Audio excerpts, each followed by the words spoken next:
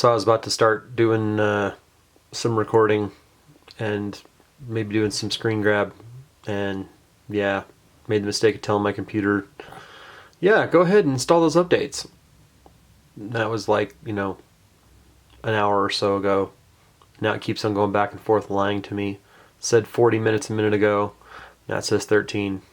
We'll see.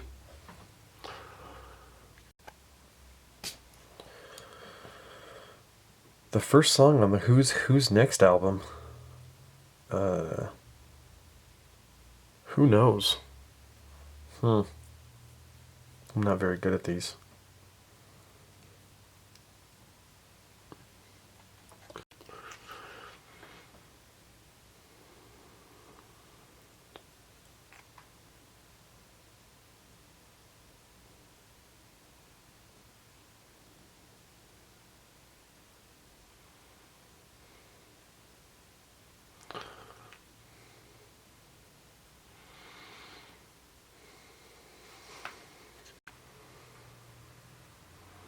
I don't even know what this thing does.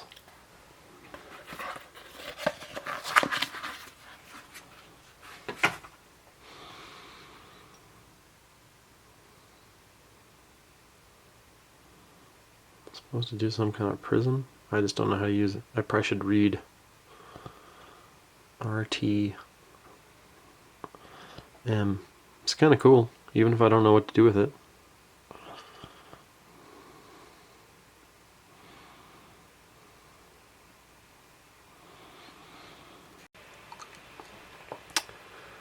Six minutes.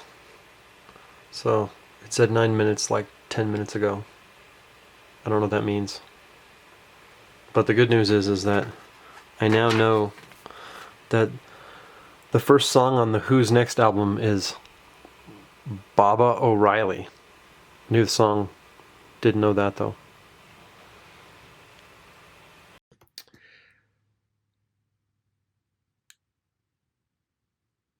Okay, so I'm gonna start that again. That was terrible. Okay. Like thoughtful. Oh, and then found the camera.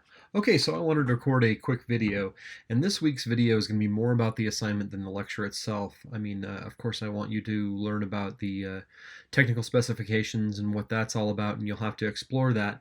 But I really want to make this more about the assignment and what we need to do for the assignment this week. Let me jump to the other screen here. Okay, so you are going to be drafting a unique positioning statement. And don't worry if you don't get this right the first time, or if you're not even really sure what your assignment is going to be, because we're going to continue to work on this for the next few weeks. You'll have opportunities to refine it. In fact, that's part of the assignments, is actually to refine after I give you critique, and continue to work on it, and add to it. But first, I just want to talk about what it is. So last week in your discussion, you should have done a video that would have, I'm going to go to dual screen actually here, video that would have, I'm sorry, the discussion, you should have done the 10 ideas for a potential assignment or a project for this class that you're going to design and develop. And I'm going to use an example project that I told you guys about in last week's video, and kind of go through that process myself. So what I'm going to have you do is, basically, based on the discussion, you should have given 10 ideas. Now you're going to pick an idea and you're going to start to work on it. What that looks like. So this is a brainstorming. Now there's not a lot of reading, so I expect you to spend a lot of time actually working on this. But I want to walk through the basics of what that would look like. So you're just basically trying to imagine what your project will be. So let's first talk about the unique positioning statement. So as it says here, there's a basic format that I've given you. And after you've had some time to think about it and research, and you are going to do some research on this, basically have some questions to answer. So who your product is for is the first one. So in my case, and I'm just going to do this. So my product. So and I'm just going to type in name, because I don't know what I'm going to call it yet, is a home decorating application for new homeowners and homeowners looking to make color changes or updates. Actually, I'm going to say it, updates or repairs to their home. Because this is actually how I came up with the idea, was the repair to their home. So who your product is for, that's my basic definition to begin with. Now you're going to need to expand on this. Eventually you're going to have to think about who your target user is. So for me, I'm looking at who are homeowners, who are the types of homeowners that are going to do this project. Like who's the do-it-yourselfer? Actually, that's do-it-yourselfer, homeowner, comma, do it yourselfer. So because some people, there's different audiences here. Some people are going to do this kind of project on their own. Some people are going to hire people out to do it. So who needs the product? That's kind of part of, who the product is for. But you got to give them a compelling reason to use it. So for me, let's look at this.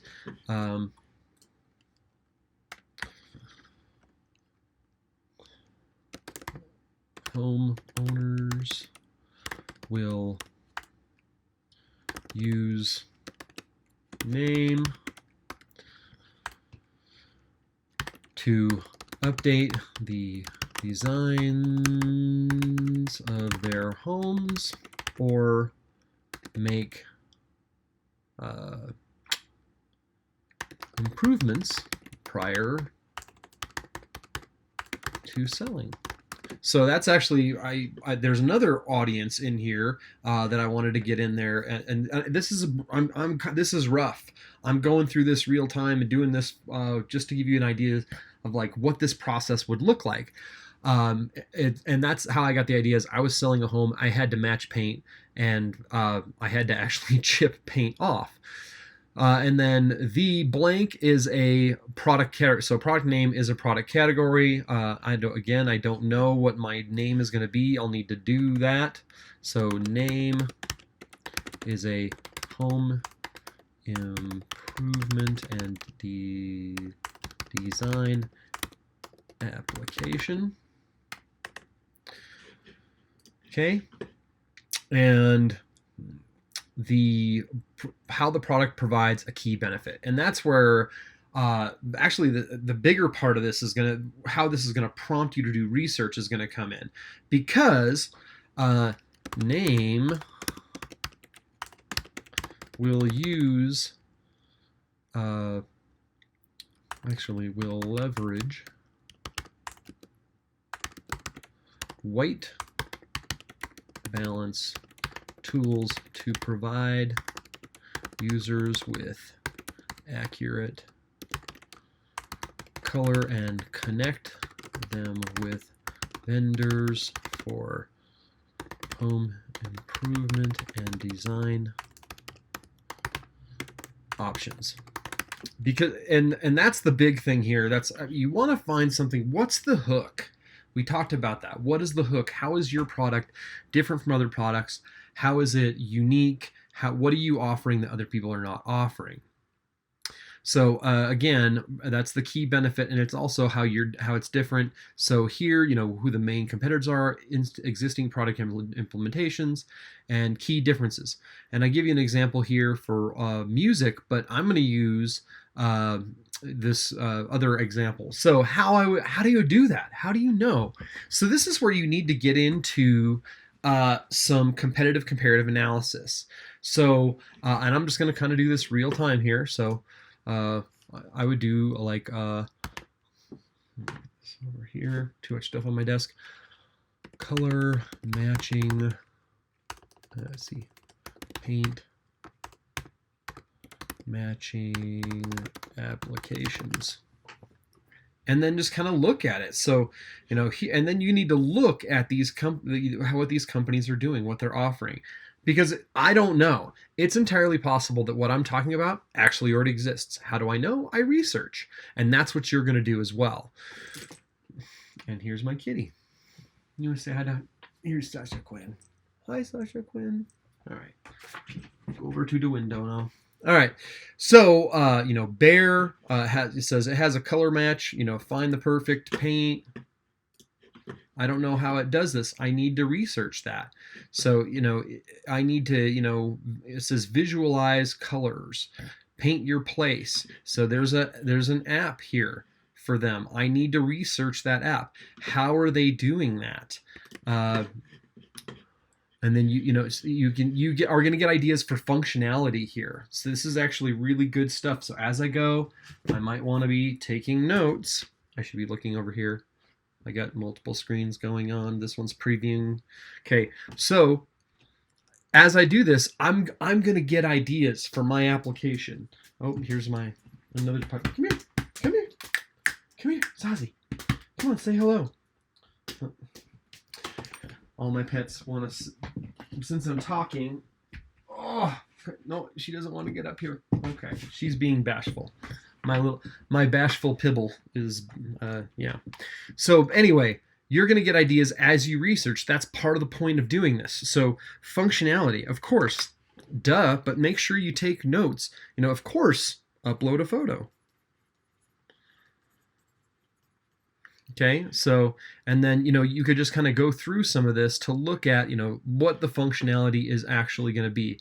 I don't have a photo to upload, but this is a great place to start. So, researching other products is going to be how you get ideas for your product to determine if you actually do have something that is unique, that is going to work well in the market or not. So, of course, web searches, finding things like, Behr, Sherwin-Williams, all kinds of other things, but also, of course, using your phone. And so I'm going to do this on my phone as well. Let's see here. Hang in there with me. So I would, of course, go into the App Store and start searching for things like, paint. Oops. Matching app. Or I don't need to say app. Of course, I'm searching for an app and see what comes up. So there's color match from Sherwin-Williams. That's a good one. I might want to just go ahead and grab that app. Install it. I'm going to want to install and look at all these apps. And there's that Color Smart by Behr. I'm going to go ahead and grab that. So a lot of the stuff that you're going to find on the internet is also going to be an application. Most things, and that's how you're going to design, are going to be on both. And you're probably going to want to design mobile first. So, and then Paint Tester with some, and then look at the reviews and how many people use it. The Color Smart by Behr mobile is a terrible. It's 2 stars. This is not a good app. And a good thing. Oh man, Sherwin-Williams Color Snap Match is 2 stars as well. It's a good thing to look at those. Like, what are the reviews saying? Why are they only getting 2 stars? So, like, let's see here. And then I just kind of go through, and I wanted to, maybe I could look at some, looking at reviews is a great way. So I'm going to see all. When you look, so, oh man, disappointing and a waste of time. App is worthless without a separate device you purchase in the store. Okay, that's a big thing. I don't want anyone to have to purchase anything in the store. I'm actually gonna promote like a mailer. That's part of my idea, is that I'm gonna mail a grade card to people. Enough with the create account already. You're gonna have to create an account. That's just kind of the way it works. Let's see. Beyond worthless. No price listed. Ooh, that's not good. Oh, yeah, okay. Hidden prices. That's something you want to be careful of. So, Some of it, is legit, collecting our data and our marketing to us. Well, of course, that's what they're doing. I mean, they're in business. That's what it's going to be. So just, yeah, kind of look at it. Look at the application ratings, because that's a great place to get ideas. What are the features that people want? What are they not getting from these applications that you can provide with your application? Okay, and then let's see. I actually found one for Home Depot and got into that one as well, and just kind of went ahead and loaded it. And this is what you need to do, and kind of look at their features. So connect with Pinterest, APIs, application pro. I think it's application program interface. I got that wrong. So I'm pretty sure I got that wrong. Anyway, you can tie in other products. Again, you don't have to know how to do this from a technical standpoint, but this is maybe something you want to do. So API, I'm going to write that down. Let's see. Don't have to go to the physical store. Don't go to physical store.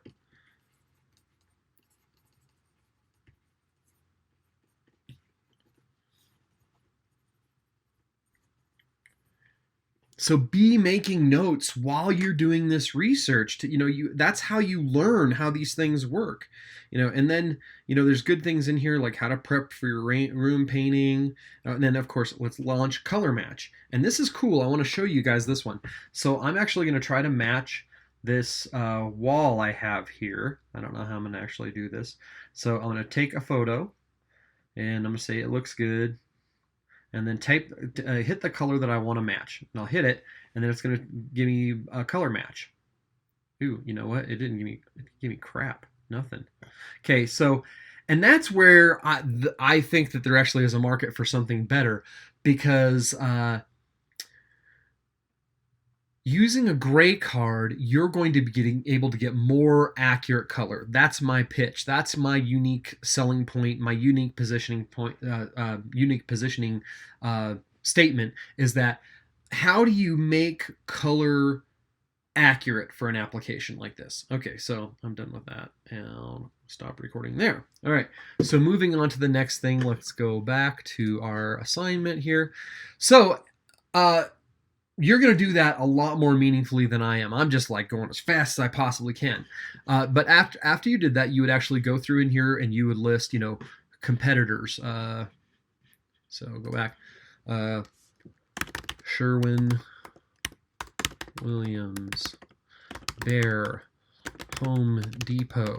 And you would start to talk about what are the things that you do that you're going to do differently from them. How is yours different? I mean, are you just adding noise to a market, or are you actually engaging in something that's going to give people something useful, something more? Okay.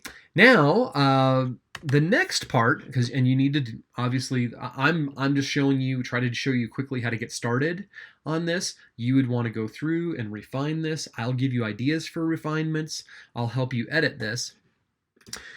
But then the next part. So after you've gone through a little bit of that, then you're going to start to come up with a first round in the information architecture.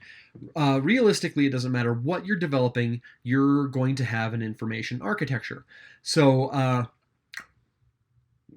you're coming up with ideas like, how is this going to work? So like, you would basically start it like a website. I mean, that's fine. That's a fine way to do it. So for me here, and I'm going to go ahead, let me do this. Whoop. And so I can maybe do both of these at the same time.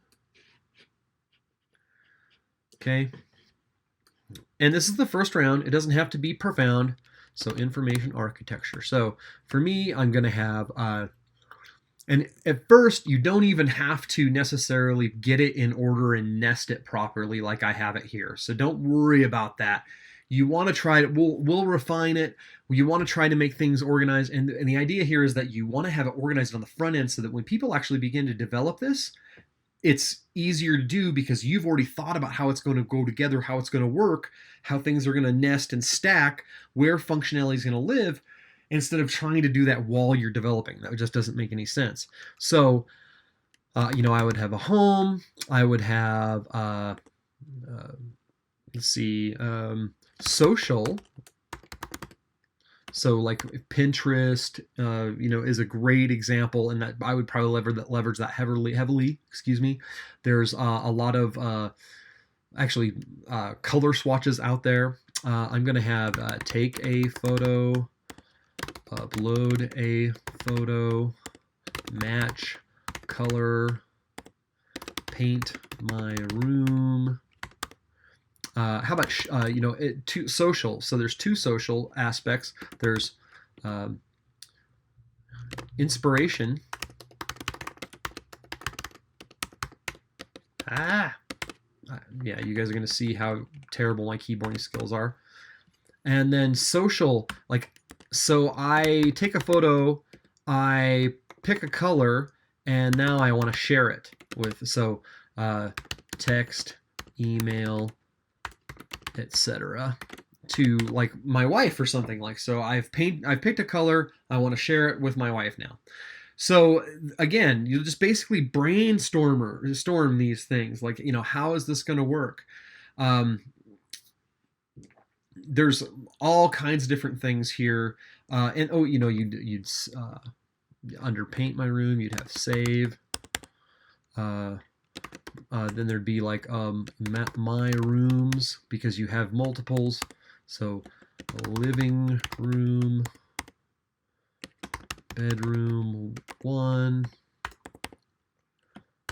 bathroom. So you basically could like encourage people to create profiles for everywhere in their house, and it's saved, and you have color schemes and colors they've saved. And then of course the next part is like, of course you're going to sell them something. This is also part of my idea here, is like, okay, actually we'd want to order paint, and then that's going to be you can ship paint, or you can pick up in store. But then also other products. So decorating ideas, furniture. So there's lots of things that these. Oh, and I just realized. Here we go. I'm gonna like magically. Hold on, because I just messed this up. Whoop! There we go. All right. So now you can actually see what I was typing. Sorry about that. This is a brainstorming session. This is living, breathing. This is gonna take some time. Now you've seen what I've done here, and I've been doing this for like 20 minutes. Okay.